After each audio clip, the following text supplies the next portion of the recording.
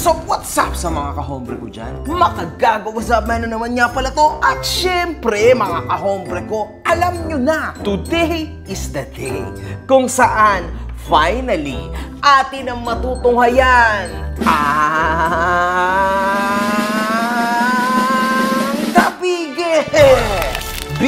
the biggest self-proclaimed bilyonaryo, mga kahombre ko, Diyos ko. The biggest, maubos na ang yaman sa mundo, wag lang ang yabang sa mundo. The biggest government agency destroyer. Dati LTO lang, ngayon BIR na. Perahan natin yan. Si Josh Bilyonaryo naman yan eh. Josh Mojica, palakpakan sa utak ang kangkong na yan eh. San Pablo eh. Hinahanap mo ba ako sa Facebook? I-follow mo na ako. Eto ang page ko. Ay, putang ina, ang taba mo. Naglalaro ako pre, oo na, matama, obvious naman eh. Kailangan ko pang pagpakalandakan, pang inan to. Ang taba mo. Ay! Natalo tuloy ako! Sa mga hindi nakasubaybay, meron na tayong ginawang video ukol kay Josh Mojica, kung saan tinalakay natin ang pagkasuspinde ng lisensya niya ng LTO sa kadahilanan nag-video ito habang nagmamaneho. Sobrang pangit nung nangyari na yon, and it was very much evitable, pero hindi niya ginawa. Mas pinili niya magyabang at magangas. Tanga ka ba? Sa totoo lang mga kahombre ko, sa video na to, never ako nagsabi ng kung ano-ano sa kanya because sa totoo lang, he's a very successful young businessman anyway, di ba? Sa totoo lang. Putang ina, gusto mo ihiyang ko mata mo? Pero sa issue na to today, lumalabas at nagko-connecta talaga. Mukhang mayabang talaga tong Josh Mojica. Alam niyo yun? Before, I wasn't thinking about this. But ngayon, parang mayabang na siya, mga kahombre ko, actually. Hambog talaga, sa totoo lang ha. Yabang nyo ah. Nagawa naman sumipot ni Josh Mojica sa LTO. At humingi siya ng tawad sa kanyang mga kagagawan. Tama? Nagkaroon ng isang post ang unofficial page na King Josh Mojica, kung saay sinaad nitong sa edad na 21 ay naging bilyonaryo na daw siya. Ang kapal ng mukha ano? Sa nasabing post ay nagawang i-share ito ni Josh Mojica sa kanyang official Facebook profile. So maisasaad natin dito na sa kanya po talaga yung unofficial page na yon, okay? Dahil dito, nagkaroon ng sari-saring komento ang mga tao tulad ng pagpapasilip nito sa BIR. Kinakabahan yan. Kailan, tol? BIR is waving daw. BIR, pasok. Real billionaires are silent and humble. So obviously, ibang agenda ni Tutoy. Whoever yung mga nagde-declare ng sarili nila na bilyonaryo is sobrang nakakatawa. Let's say they are indeed bilyonaryo, pero hindi mo alam or wala kang accountant, abogado na nag-a-advise sa'yo na hindi siya dapat dinedeclare sa social media. Ang mga totoong bilyonaryo, as much as possible, tahimik at di nag-iingay kasi alam nila na hahabulan sila ng BIR, and if legitimate yan, BIR records can be checked. Hindi siya cool. Cool siya para sa nagpa-power at left and right matching bonus lang. Totoo yan mga kahombre ko, kasi sa totoo lang mga kahombre ko, itong ginagawa ni Josh Mojica ay isang matinding kahambugan. Bastos na bata ito mga kaibigan. Maybe kasama na rin to sa kanyang promotion sa sarili niya, no? Kasi every now and then, gumagawa siya talaga ng kahambugan para mag-trend siya. Tandaan nyo mga kahombre ko, this is the social media world. Kailangan dito lagi kang relevant. Understand the social media game. Sa panahon ngayon, unfortunately, ayan na lang siguro nakikita ni Josh Mojica na paraan para siya ay maging relevant. Kasi mga kahombre ko, ang hirap po talagang maging relevant dito, yung tipong lagi kang sikat. It's not gonna work. Samantala, pagka ganito, pag hatred, mabilis talaga ikaw sisikat. Ayun nga lang, puro kalokohan at puro katarantaduhan ang makukuha mo na komento. Walang mangyayari na positiveness sa'yo, puro katarantaduhan lang. Ano tingin mo sa sarili mo? Ano ka? Hukom ka? Of course. Bastos tong taong ito. Tadyakin kita eh. And actually, you don't want that type of clout. So ito mga kahombre ko, magpapasalamat sa ating si Mini God. Ito na ulit ang kita niya for this month. Maraming salamat sa inyo mga kahombre. Pangatlong beses na natin itong paldo-paldo talaga. Siyempre, legal to. Legal to, ayun. Maraming salamat. Sa YouTube yan. Sa YouTube to.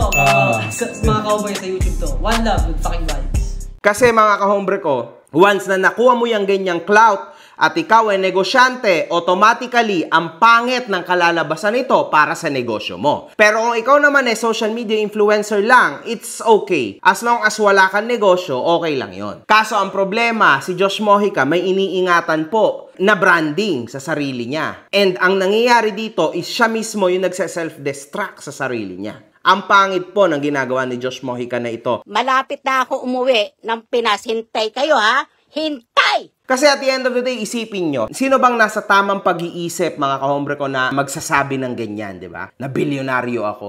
Although, makikita mo naman kasi sa tao yung milyonaryo versus bilyonaryo mindset or literal na lifestyle. Makikita mo yun sa tao, mga kahombre ko. Hindi na yun kailangan sabihin pa. Ano?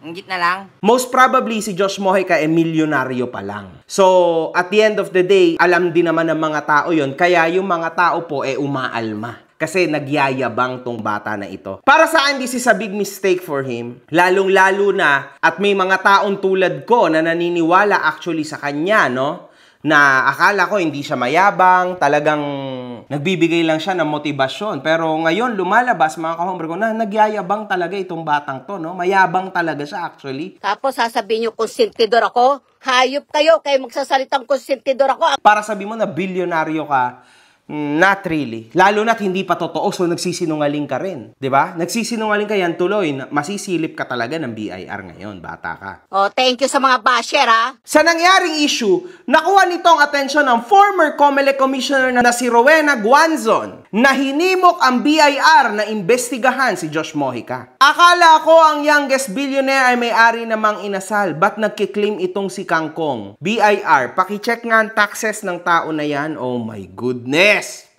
Sa panahon ngayon, akala nyo napakadali ng trabaho? At meron din po malulupit na mga tao nagko-comment dito kasi tandaan nyo, dati itong commissioner ng COMELEC, mga kahombre ko. So grabe to, mataas din, may position to dati ha. Definitely, meron din itong mga kakilala up till now. Connection stays. My God. Yari ka dito, Josh! Masama pakiramdam ko mga tol, di ako nagsashabu, ulitin ko. Oo, nagchuchongki tayo pero di tayo nagsashabu ha. A wise man will never brag about his entire net worth, if you know what I mean. Tama.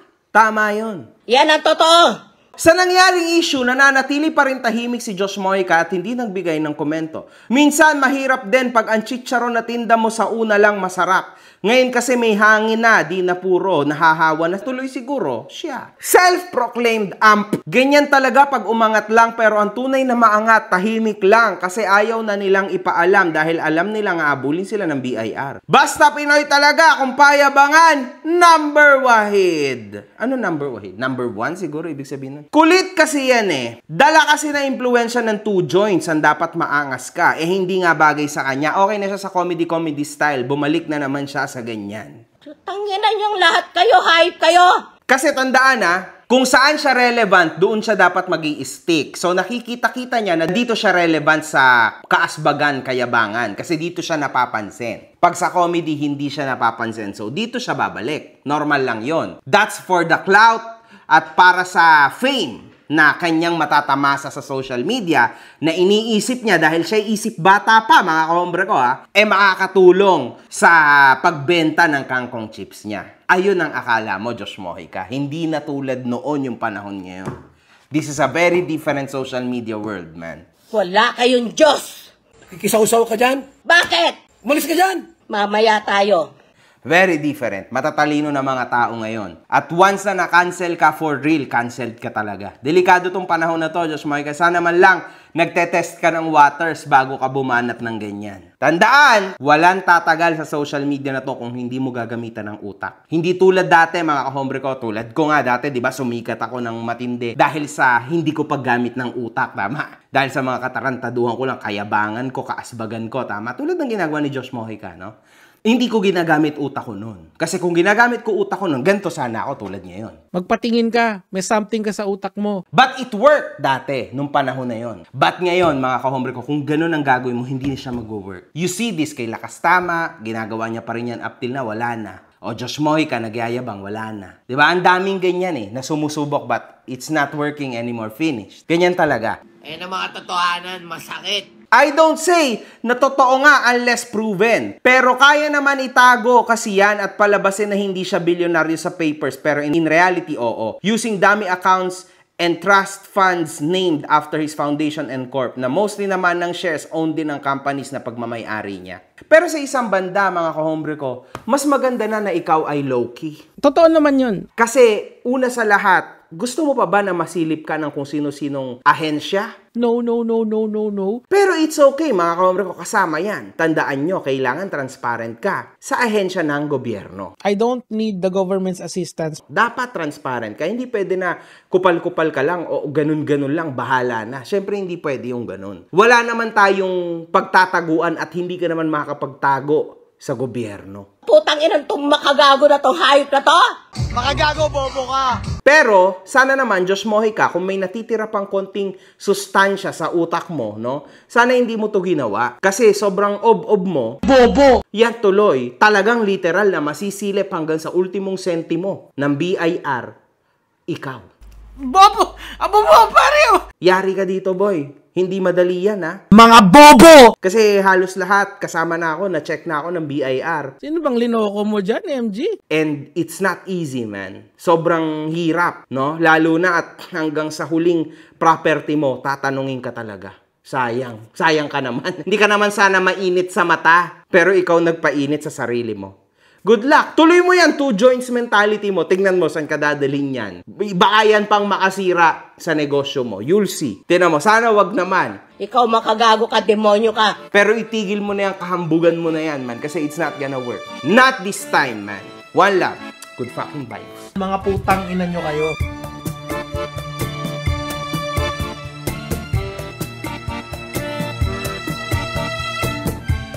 Fuck you, mga gago! Bakit?